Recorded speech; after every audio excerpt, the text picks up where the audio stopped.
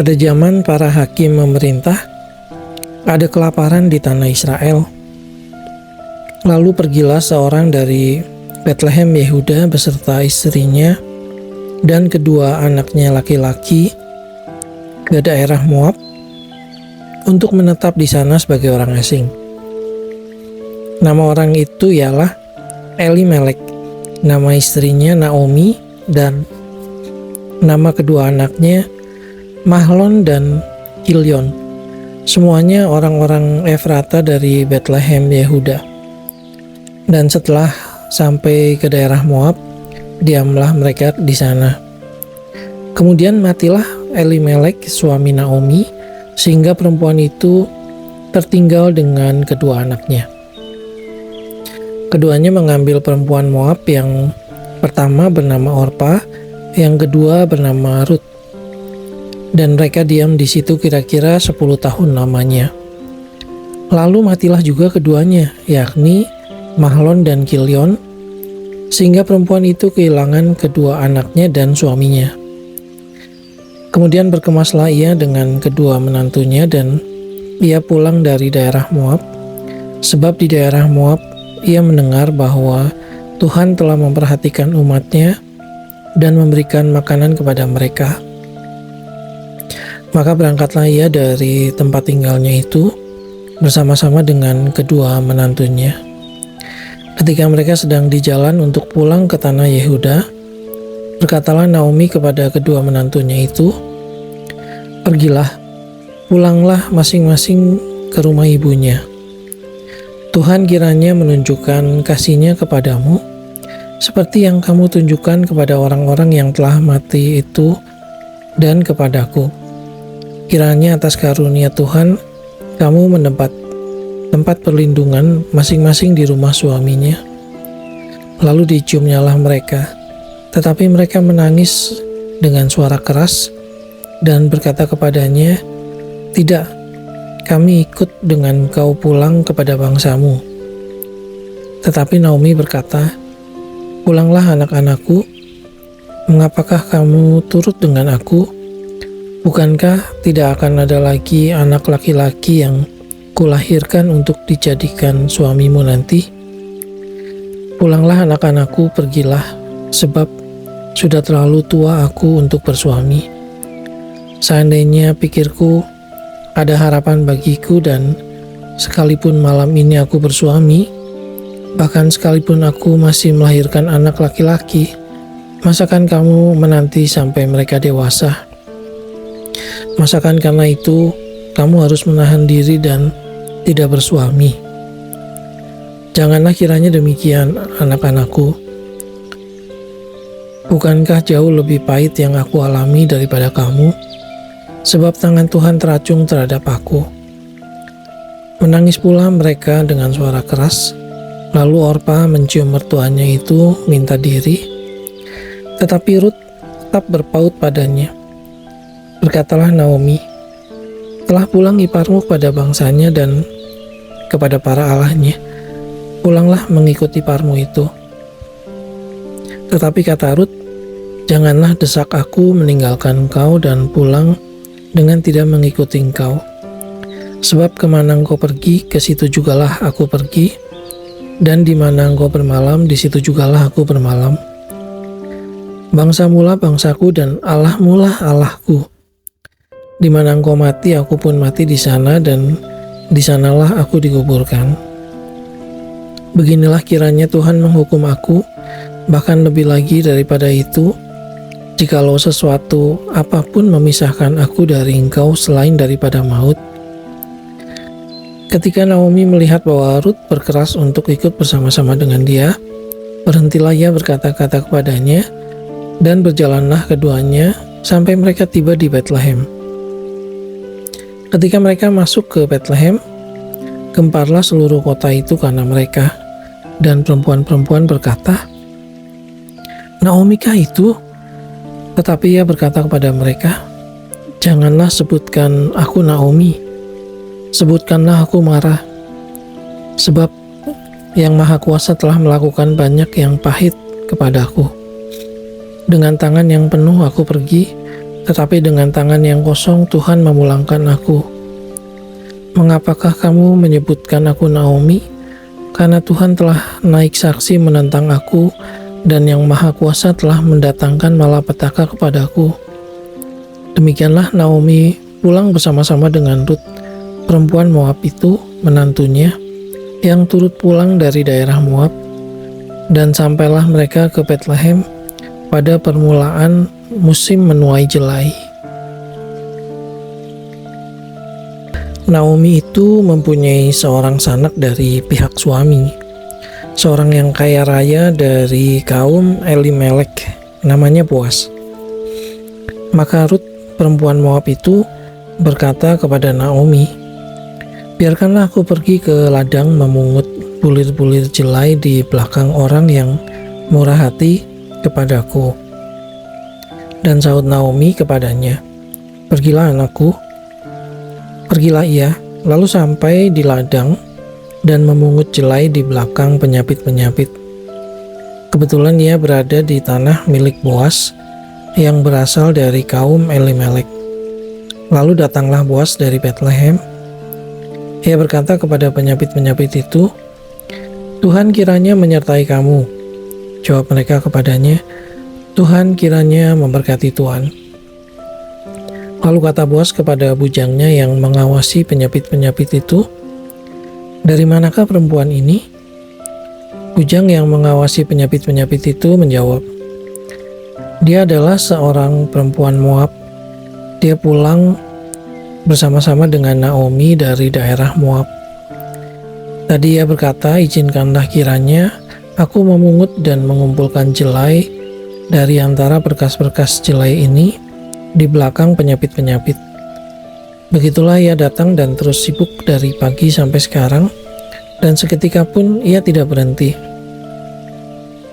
Sesudah itu berkatalah Boas kepada Rut, "Dengarlah dahulu anakku, tidak usah engkau pergi memungut jelai ke ladang lain, dan tidak usah juga engkau pergi dari sini. Tetapi tetaplah dekat pengerja-pengerjaku perempuan. Lihat saja ke ladang yang sedang disabit orang itu. Ikutilah perempuan-perempuan itu dari belakang, sebab aku telah memesankan kepada pengerja-pengerja lelaki, jangan mengganggu engkau.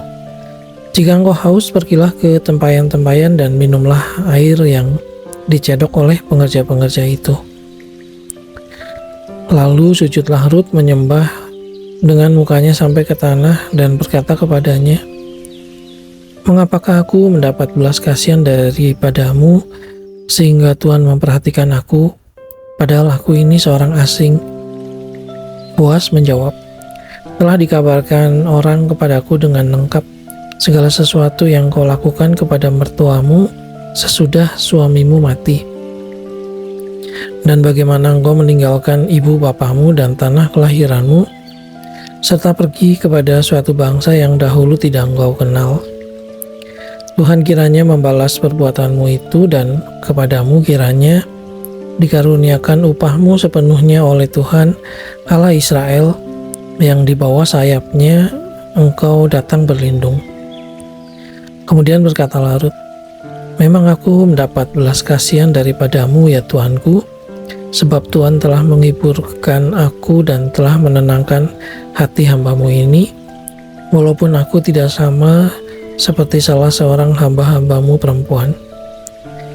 Ketika sudah waktu makan, berkatalah Boas kepadanya, "Datanglah kemari, makanlah roti ini dan celupkanlah suapmu ke dalam cuka ini."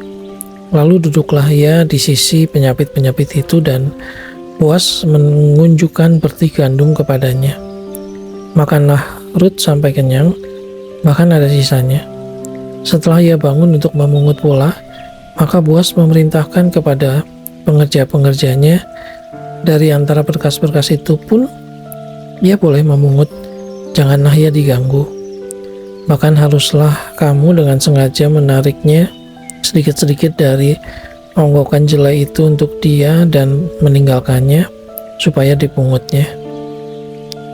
Janganlah berlaku kasar terhadap dia." Maka ia memungut di ladang sampai petang, lalu ia mengirik yang dipungutnya itu, dan ada kira-kira seeva jelai banyaknya. Diangkatnyalah itu, lalu masuklah ia ke kota. Ketika mertuanya melihat apa yang dipungutnya itu, dan ketika dikeluarkannya dan diberikannya kepada mertuanya sisa yang ada setelah kenyang itu, maka berkatalah mertuanya kepadanya, "Di manakah engkau memungut dan di manakah engkau bekerja hari ini? Diberkatilah kiranya orang yang telah memperhatikan engkau itu." Lalu diceritakannya lah kepada mertuanya itu pada siapa ia bekerja. Katanya, "Nama orang pada siapa aku bekerja hari ini ialah Boas." Sesudah itu berkatalah Naomi kepada menantunya, "Diberkatilah kiranya orang itu oleh Tuhan yang rela mengaruniakan kasih setianya kepada orang-orang yang hidup dan yang mati." Lagi kata Naomi kepadanya, "Orang itu kaum kerabat kita. Dialah salah seorang yang wajib menebus kita." Lalu kata Rut perempuan Moab itu, "Lagi pula ia berkata kepadaku, tetaplah dekat pengerja-pengerjaku sampai mereka menyelesaikan seluruh penyapitan ladangku." Lalu berkatalah Naomi kepada Rut menantunya itu, "Ya anakku, sebaiknya engkau keluar bersama-sama dengan pengerja-pengerjanya perempuan, supaya engkau jangan disusahi orang di ladang lain." Demikianlah Rut tetap dekat pada pengerja-pengerja perempuan Boas untuk memungut, sampai musim menuai jelai dan musim menuai gandum telah berakhir, dan selama itu ia tinggal pada mertuanya.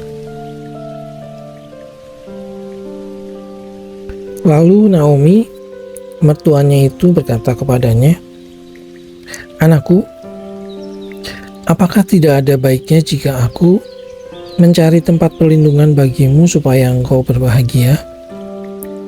Maka sekarang bukankah Boas yang pengerja-pengerjanya perempuan telah kau temani itu adalah sanak kita? Dia pada malam ini menampi jelai di tempat pengirikan. Maka mandilah dan beruraplah, pakailah pakaian bagusmu dan pergilah ke tempat pengirikan itu.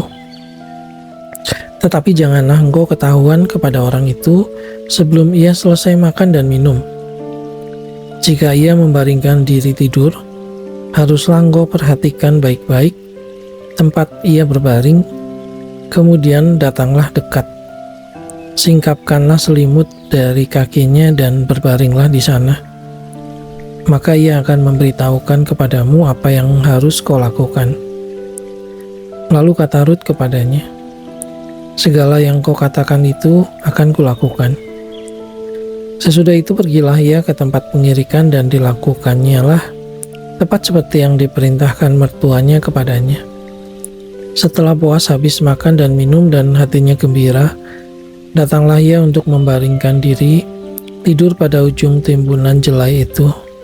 Kemudian datanglah perempuan itu dekat dengan diam-diam. Disingkapkannya lah selimut dari kaki Boas dan berbaringlah ia di situ. Pada waktu tengah malam, dengan terkejut terjagalah orang itu, lalu meraba-raba ke sekelilingnya, dan ternyata ada seorang perempuan berbaring di sebelah kakinya. Bertanyalah ia, "Siapakah engkau ini?" Jawabnya, "Aku Rut hambamu. Kembangkanlah kiranya sayapmu melindungi hambamu ini, sebab engkaulah seorang kaum yang wajib menebus kami." Lalu katanya, "Diberkatilah kiranya engkau oleh Tuhan ya anakku. Sekarang engkau menunjukkan kasihmu lebih nyata lagi daripada yang pertama kali itu. Karena engkau tidak mengejar-ngejar orang-orang muda, baik yang miskin maupun yang kaya. Oleh sebab itu anakku, janganlah takut. Segala yang kau katakan itu akan kulakukan kepadamu, sebab setiap orang dalam kota kami tahu bahwa engkau seorang perempuan baik-baik. Maka sekarang memang aku seorang kaum yang wajib menebus. Tetapi walaupun demikian, masih ada lagi seorang penebus yang lebih dekat daripadaku. Tinggallah di sini malam ini, dan besok pagi jika ia mau menebus engkau, baik, biarlah ia menebus. Tetapi jika ia tidak suka menebus engkau, maka akulah yang akan menebus engkau demi Tuhan yang hidup. Berbaring sajalah tidur sampai pagi." Jadi berbaringlah ia tidur di sebelah kakinya sampai pagi. Lalu bangunlah ia sebelum orang dapat kenal mengenal, sebab kata Boas, "Janganlah diketahui orang bahwa seorang perempuan datang ke tempat pengirikan." Lagi katanya, "Berikanlah selendang yang kau pakai itu dan tadahkanlah itu." Lalu ditadahkannya selendang itu, kemudian ditakarnyalah 6 takar jelai ke dalam selendang itu. Sesudah itu pergilah Boas ke kota. Setelah perempuan itu sampai kepada mertuanya, berkatalah mertuanya itu, "Bagaimana anakku?" Lalu diceritakannya semua yang dilakukan orang itu kepadanya, serta berkata, "Yang 6 takar jelai ini diberikannya kepadaku, sebab katanya engkau tidak boleh pulang kepada mertuamu dengan tangan hampa." Lalu kata mertuanya itu, "Duduk sajalah menanti anakku, sampai engkau mengetahui bagaimana kesudahan perkara itu. Sebab orang itu tidak akan berhenti sebelum diselesaikannya perkara itu pada hari ini juga." Boas telah pergi ke pintu gerbang dan duduk di sana. Kebetulan lewatlah penebus yang disebutkan Boas itu. Lalu berkatalah Boas, "Hai saudara, datanglah dahulu kemari, duduklah di sini." Maka datanglah ia lalu duduk. Kemudian dipilihnyalah 10 orang dari para tua-tua kota itu dan berkata, "Duduklah kamu di sini." Maka duduklah mereka. Lalu berkatalah ia kepada penebus itu, "Tanah milik kepunyaan saudara kita Elimelek hendak dijual oleh Naomi yang telah pulang dari daerah Moab. Jadi pikirku baik juga hal itu kusampaikan kepadamu sebagai berikut. Belilah tanah itu di depan orang-orang yang duduk di sini dan di depan para tua-tua bangsa kita. Jika engkau mau menebusnya, tebuslah. Tetapi jika engkau tidak mau menebusnya, beritahukanlah kepadaku, supaya aku tahu, sebab tidak ada orang yang dapat menebusnya kecuali engkau, dan sesudah engkau aku." Lalu berkatalah ia, "Aku akan menebusnya." Tetapi kata Boas, "Pada waktu engkau membeli tanah itu dari tangan Naomi, engkau memperoleh Rut juga, perempuan Moab, istri orang yang telah mati itu, untuk menegakkan namanya orang itu di atas milik pusakanya." Lalu berkatalah penebus itu, "Jika demikian, aku ini tidak dapat menebusnya, sebab aku akan merusakkan milik pusakaku sendiri. Aku mengharap engkau menebus apa yang seharusnya aku tebus, sebab aku tidak dapat menebusnya." Beginilah kebiasaan dahulu di Israel dalam hal menebus dan menukar. Setiap kali orang hendak menguatkan suatu perkara, maka yang seorang menanggalkan kasutnya sebelah dan memberikannya kepada yang lain. Demikianlah caranya orang mensahkan perkara di Israel. Lalu penebus itu berkata kepada Boas, "Engkau saja yang membelinya dan ditanggalkannya lah kasutnya."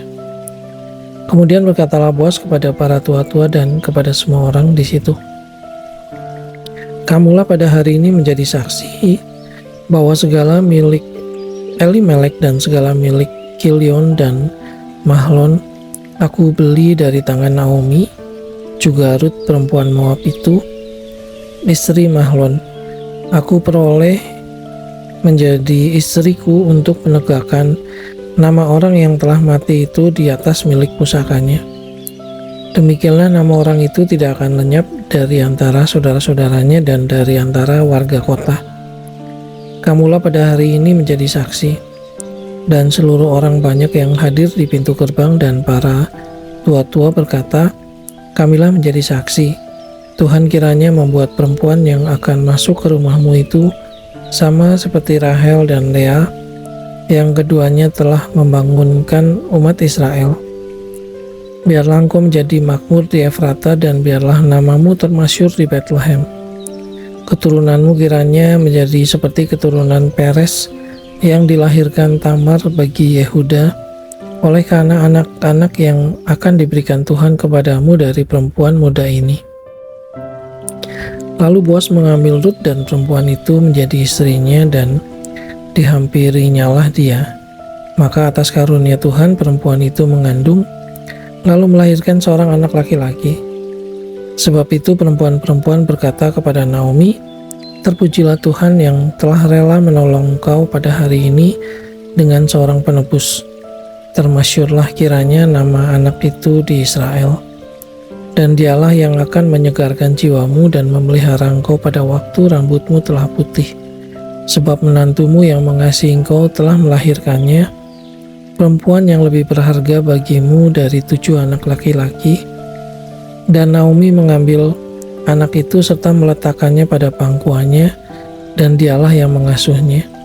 Dan tetangga-tetangga perempuan memberi nama kepada anak itu, katanya, "Pada Naomi telah lahir seorang anak laki-laki." Lalu mereka menyebutkan namanya Obed.